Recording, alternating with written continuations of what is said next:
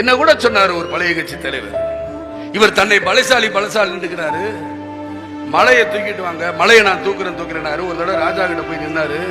ராஜா வந்தானே மலையை தூக்குறேன், எல்லாருமா சேர்ந்து மலையை தூக்கி என் தோல்ல வைங்க, நான் தூக்கிட்டு போயிறேன்னு சொன்னாரு. தப்பு கணக்கு. அப்படி சொல்றவங்க வேற ஆளு.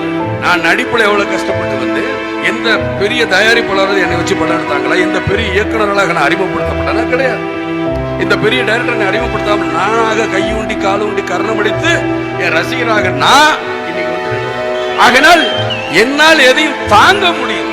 எவ்வளவு வீழ்ச்சி எவ்வளவு வெற்றி எல்லாத்தையும் தாங்கி வந்து என் கூட நடிக்க மாட்டேன்னு சொன்ன கதாநாயகர்கள் எத்தனை பேர் அதையே மீறி நடிச்சேன். அதற்கு பிறகு அவங்களும் நடித்தாங்க. அதையெல்லாம் தாங்கிக்கிட்டு அதெல்லாம் ஒரு சுமைதான் அன்னைக்கு எனக்கு என் வாழ்க்கையில முன்னேற்றம் பண்றதுக்கு எவ்வளவு சுமைகளை எனக்கு கொண்டு வந்து என் குடும்பத்துல 12 பேர்ல 4 பேருக்கு கல்யாணம் வச்சு, எங்க அப்பா இருந்த 8 பேருக்கு நான் தான் கல்யாணம் பண்ணி வச்சேன். அந்த சுமை எனக்குத்தான் தெரியும். நான் அந்த கூட்டத்தை பார்த்த உடனே எனக்கு அறிவு தெரிஞ்சு நான் பார்த்தது வந்து எம்ஜிஆர் சாருடைய இறந்த க்ரௌடை நான் பார்த்துருக்கேன்.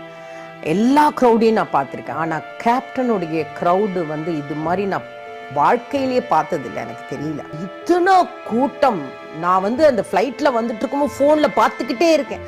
அந்த பிரிட்ஜ் ஃபுல் பிளாக். ஏன்னா அவர் சம்பாதிச்சது மக்களுடைய அன்பும் பாசத்தை சம்பாதிச்சிருக்காரு.